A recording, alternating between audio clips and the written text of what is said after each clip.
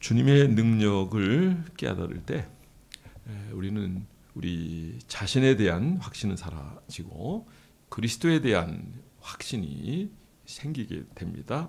우리가 할 수 없는 한계의 상황에 도달했을 때 그때부터 주님이 일하기 시작한다라고 하는 것이죠. 자, 우리가 이런 예를 사도행전 이곳뿐만 아니라 복음서 전반적인 부분에서 또 구약 시대에도 동일하게 나타나고 있는 모습을 볼 수 있습니다. 오늘 본문 말씀은 앞에 베드로 요한이 나면서부터 안진뱅이 된 자를 고치게 되는 사건이 있었어요. 이 일로 인해서 많은 사람들이 하나님을 믿게 돼요. 그리고 사두개인 같은 경우에는 이 부활에 대해서 부정적인 사람들이거든요. 예수님이 부활했다라는 이런 부분에 대해서 부정적이니까 예수님 오게 가둬서 하루를 지나게, 그리고 공회 앞에서 말을 못하게 합니다. 그런데 담대히 전하게 되는. 자, 이것은 본인 스스로 생각할 때는 잡혀있고 저들이 억압하고 권력으로 누르고 있지만, 근데 분명한 게 있잖아요. 하나님 살아계시고 또 현장에서 기도와 또 주의 이름으로 기적을 경험하게 되었잖아요. 이 이상 더 확실한 게 어디 있습니까? 우리의 이 담대한 믿음은 우리가 확실한 것을 잡았을 때요, 주님이 어떤 분인가 아는 걸 아는 거예요. 영생은 유료하신 하나님과 그의 보내신 자 예수 그리스도를 아는 거예요. 그분은 부활의 주님이에요. 오늘도 살아 역사하시고 시간이 지났지만 나사렛 예수 이름으로 일어나 걸어 했을 때 그대로 일어나 걸었던 것은 주님의 능력이고 주님의 역사예요. 오늘 여기 보세요. 그래도 담대하게 전하겠다. 담대히 전하는 이 자세는 확신 있는 믿음이고 담대한 믿음이에요. 누가 억압하고 또 제재하고 너 그렇게 하면 가만 안 둘 거야 해도 그런 거 전혀 상관없어요. 살아계신 하나님 앞에서 믿음으로 담대하게 살아가는 이들의 모습은 오늘 우리에게 너무 놀라운 귀감이 돼요. 우선 주님이 그런 모습을 보여줬고, 그리고 주님은 인류의 억만죄악을 담당하는 십자가를 지셨어요. 그리고 제자들이 이 부활신앙을 가지고 있어요. 그러니까 주님에 대한 분명한 확신과 믿음이 있는 거예요. 여러분들도 이런 믿음과 확신이 있는 여러분 되기를 주님으로 축원합니다. 우리가 살아가는 이 시대는 너무 어쩌면 힘들고 어려운 때라고 생각해요. 이 앞에도 보세요. 문 닫은 가게들이 얼마나 많아요. 이 지역은 대전에서 가장 명동과 같은 곳이에요. 그런데 앞에 그 신발 가게도 문 닫아요. 그 신발 가게가 얼마나 중심지입니까? 거기서 우리 교회는 한 70m, 80m, 70m 그 정도에 떨어지지 않지만은 이 지역이 대전의 가장 중심 지역이에요. 그런데 문 닫은 데가 이렇게 많아요. 이건 무엇을 또 의미하는가 하면 우리의 삶의 현장에서 얼마나 힘들고 어려운 삶을 살아가는가라고 하는 것을 단적으로 보여주는 예요. 그래도요, 우리 앞에 주님이 계시기 때문에 우리는 두려워할 필요가 없고 놀랄 필요가 없고 주님이 인도해 주신다면 능치 못할 일이 없는 줄 믿으시기 바랍니다. 자, 오늘 여기 주님께서 이렇게 부활하셨고 제자들 앞에 역사하시고 부활한 주님이 이들과 함께해 주신 주님이 오늘 어려움 가운데 있을 여러분일지라도 여러분 주님을 여전히 소망하며 부활 주님을 온전히 믿으면서 살아간다면 여전히 그 주님이 여러분과 함께해 주실 줄 믿으시기 바랍니다. 사실 제자들은 주님을 다 떠났잖아요. 그런데 그들이 디베라 바닷가로 갔어요. 근데 내가 너희보다 먼저 갈리로 가리라. 할렐루야, 먼저 가셨어요. 그리고 생선을 먼저 구워 놓으시고, 베드로의 경우는 상당히 마음이 잡잡하죠. 때로는 멋진 고백도 했지만은 결국에는 주님 부인한 자리까지 갔잖아요. 내가 닭 울기 전에 3번 나를 부인하리라. 그러니까 그때 부인한 그 현장에서 이를테면 모닥불 같은 게, 화롯불 같은 게 있었는데 그 현장에 가보니까 디베라 바닷가 예수님이 있는 그 자리에도 이게 똑같이 서니까 깜짝 놀란 거죠. 내가 나를 사랑하냐. 3번 물으시잖아요. 주님이 아십니다. 여러 가지로 물으셨는데 그건 생략하고 어쨌든 주님이 결론은 이겁니다. 내가 내 양을 쳐라. 내 양을 쳐라. 그래도 부죽에도 그가 그 양을 치는 이 목양 사역을 할 수 있게 된 건 주님의 은혜고, 과거에 그가 잘못 살았지만, 그가 충분히 못 따랐지만, 그러나 부활의 주님 만나고 오늘 현장에서 그 주님의 능력으로 그가 행하게 될 때 그는 멋진 사역자가 된 것입니다. 너희가 몇 날이 못되어 성령으로 세례를 받을 것이다. 그래서 오순절 마가의 다락방에서 그들이 성령 충만하여 그들이 모두가 멋진 사역을 감당하고 대부분 사역자들이 거의 순교당했던 이 모습을 볼 수 있습니다. 자, 오늘 이 말씀을 통해서 담대한 신앙은, 담대한 믿음은 내 자신에 대한 확신이 아닙니다. 주님에 대한 확신이에요. 그러니까 주님은 우리가 이렇게 주님과의 관계에서 멋진 삶으로 발전하게 됐는 건 이겁니다. 우리의 가진 바 담대한 것은 이것이니 무엇이든지 주께 가면 주께서 들으심이라고 하는 요한일서 5장 4절, 14절, 15절 말씀이에요. 그러니까 기도를 통해서 우리는 주님과 친밀해질 수 있어요. 그리고 여기서 확신을 가진 것은 주님은 기도하는 자의 기도를 들어주신 하나님.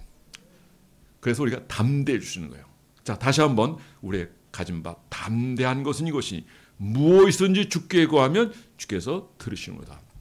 우리가 여호수아서 1장 보면은 여기 배액이라는 단어를 쓰는데 이건 그리고라는 용어거든요. 그리고 그러니까 모세 이후에 여호수아를 이어간다는 얘기예요. 모세로 끝나는 게 아니에요. 모세는 하나님 율법을 법한 사람이에요. 시내에서 하나서 받았고 백성들이 알려줬어요.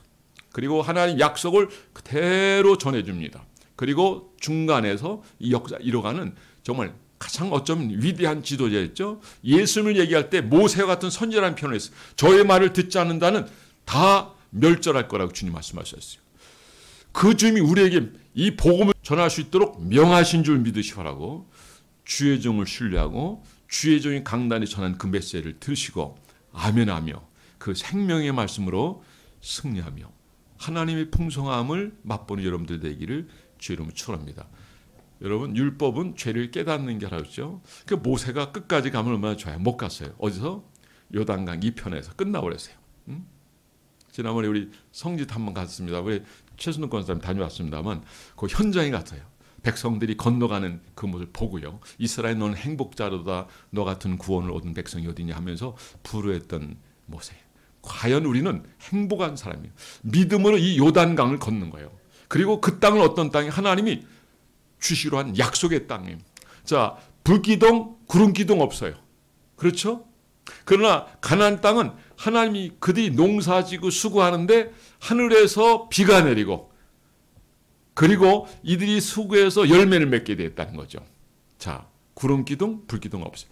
여기는 수고한대요. 그런데 주님이 이런 말씀을 무릇 그 땅을 밟는 자는 다 차지하리라. 복음으로 결국 하나님의 사랑을 입은 자가 담대한 믿음으로 내딛는 그 발걸음, 그 용기와 그리고 담대히 살아가는 그 삶의 모습은 그들의 삶이 풍성하게 되는 가장 중요한 요인이 되었다는 거죠. 그런데 여기서 주님이 하실 말씀이 뭡니까? 자, 율법에 대해서 모세와 연결해서 얘기했지만은 그런데 여기서 지켜 행하라는 말씀이 또 율법이거든요. 그러니까 이전에는 율법을 통해서 내가 죄인이다라고 하는 걸 깨달아요. 그런데 이제는 복음을 알고 주님의 사랑을 관계에서 내가 이걸 지켜야지 뭐 이런 정도가 아니 이제는 주님과 인간관계에서 사랑하는 관계로서 이제는 주님 말씀하시는 이 말씀을 그분이 원하시니까 그분의 수준이 바로 이거니까 인간은 이 정도까지 갈 수 없단 말이에요. 그래서 우리가 할 수 있는 건 성령의 능력으로 가는 거예요. 그러니까 이것도 결국 믿음으로 그 역사를 이루어가는 거예요. 여러분 믿음이 담대한 믿음이 되기를 바라고 그리고 주님 신뢰함으로 말씀대로 행하는 여러분 되기 바랍니다. 우리가 행해서 순종해서 구원받는 게 아니에요. 구원은 믿음으로 받는 거예요. 그러니까 율법으로 하고 복음으로 하고 그런 차이점이 있다는 걸 알게요. 여러분, 저는 여러분이 복음으로 승리하는 여러분 되기 바랍니다. 자, 이런 경우가 있죠.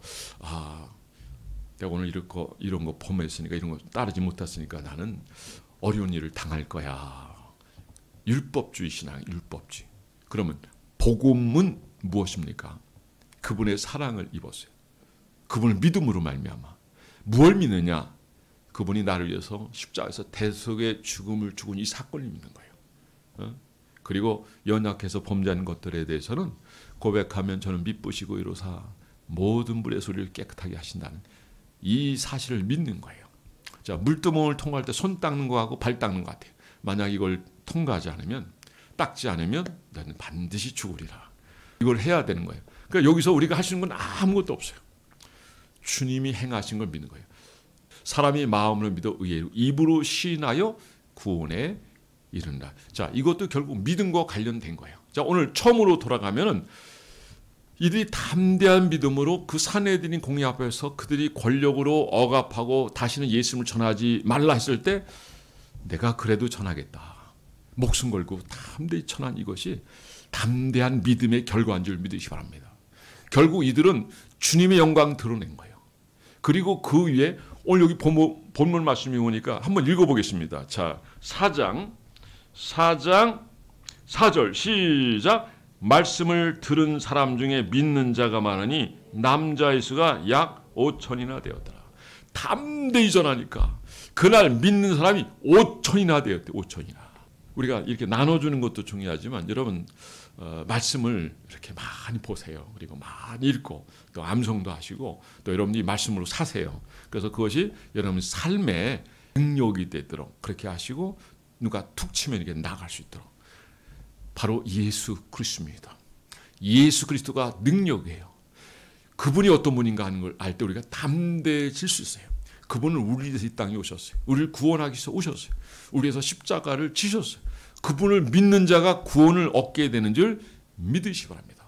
얼마나 귀한 복이셨습니까? 이런 담대한 믿음을 가지고 여기까지만 아니라 우리 구약에 있는 내용까지 포함해서 율법이 아니라 율법 이후에 믿음으로 율법은 요단강 이전까지예요.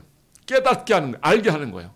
거기까지는 근심할 수밖에 없어요. 근데 그 이후에는 자유자가 되는 거죠. 진리랄지니 진리가 너희를 자유케 하리라.